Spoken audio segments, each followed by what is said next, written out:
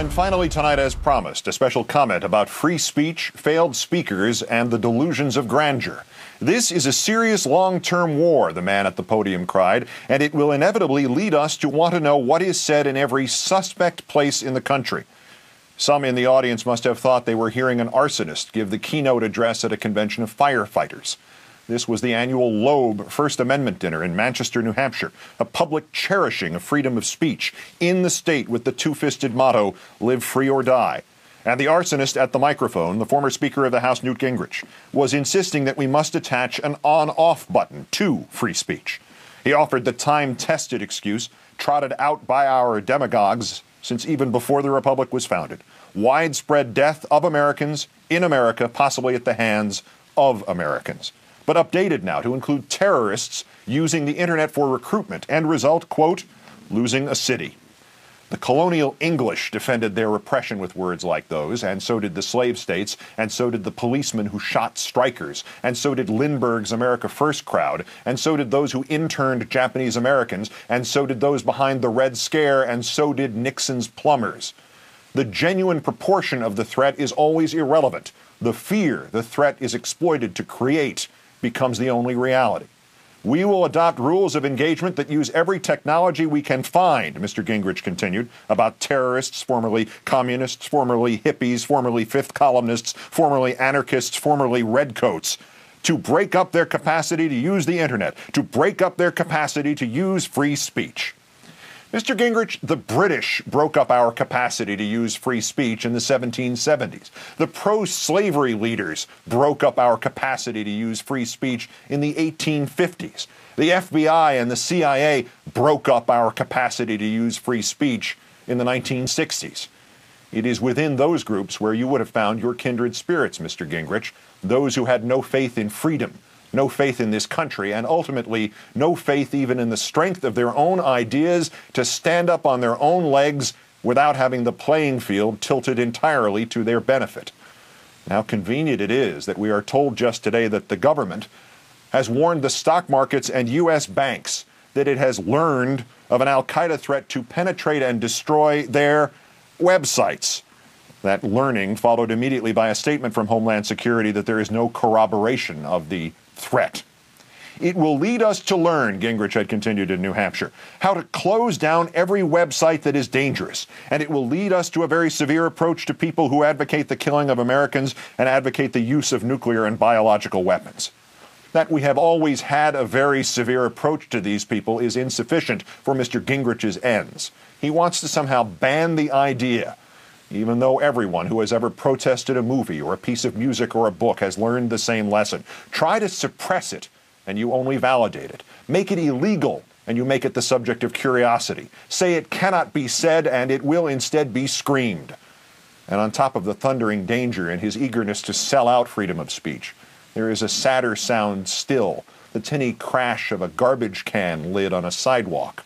Whatever dreams of internet censorship float like a miasma in Mr. Gingrich's personal swamp, whatever hopes he has of an iron firewall, the simple fact is, technically, they won't work. As of tomorrow, they will have been defeated by a free computer download.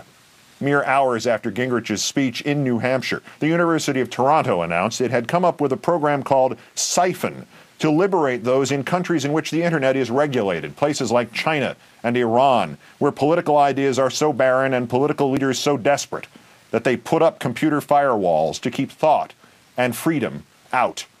The Siphon device is a relay of sorts that can surreptitiously link a computer user in an imprisoned country with another computer user in a free country. The Chinese think their wall still works, yet the ideas, good ideas, bad ideas, indifferent ideas, pass through that wall anyway, the same way the Soviet bloc was defeated by the images of Western material bounty. If your hopes of thought control can be defeated, Mr. Gingrich, merely by one computer whiz staying up an extra half an hour and devising a new firewall hop, what is all this apocalyptic hyperbole for? I further think, you said in Manchester, we should propose a Geneva Convention for fighting terrorism, which makes very clear that those who would fight outside the rules of law, those who would use weapons of mass destruction, and those who would target civilians are in fact subject to a totally different set of rules that allow us to protect civilization by defeating barbarism. Well, Mr. Gingrich, what is more massively destructive than trying to get us to give you our freedom? And what is someone seeking to hamstring the First Amendment doing, if not fighting outside the rules of law? And what is the suppression of knowledge and freedom, if not barbarism? The explanation, of course, is in one last quote from Mr. Gingrich from New Hampshire and another quote from him from last week. I want to suggest to you, he said about these internet restrictions, that we right now should be impaneling people to look seriously at a level of supervision that we would never dream of if it weren't for the scale of the threat. And who should those impaneled people be? Funny I should ask, isn't it, Mr. Gingrich? I am not running for president, you told a reporter from Fortune magazine. I am seeking to create a movement to win the future by offering a series of solutions so compelling that if the American people say, I have to be president, it will happen. Newt Gingrich sees in terrorism not something to be exterminated, but something to be exploited. It is his golden opportunity, isn't it? Rallying a nation, you might say, to hysteria, to sweep us up into the White House with powers that will make martial law seem like anarchy. That, of course, is from the original version of the movie The Manchurian Candidate, the chilling words of Angela Lansbury's character as she first promises to sell her country out to the Chinese and Russians, then reveals she will double-cross them and keep all the power to herself, waving the flag every time she subjugates another freedom. Within the frame of our experience as a free and freely argumentative people, it is almost impossible to conceive that there are those among us who might approach the kind of animal wildness of fiction like the Manchurian Candidate, those who would willingly transform our beloved country into something false and terrible. Who among us can look into our own histories, or those of our ancestors who struggled to get here, or who struggled to get freedom after they were forced here, and not tear up when we read Frederick Douglass's words from a century and a half ago? Freedom must take the day.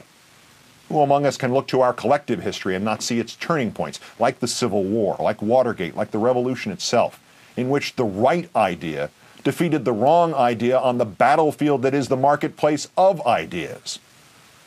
But apparently there are some of us who cannot see that the only future for America is one that cherishes the freedoms we won in the past, an America in which we vanquish bad ideas with better ideas, in which we fight for liberty by having more liberty and not less.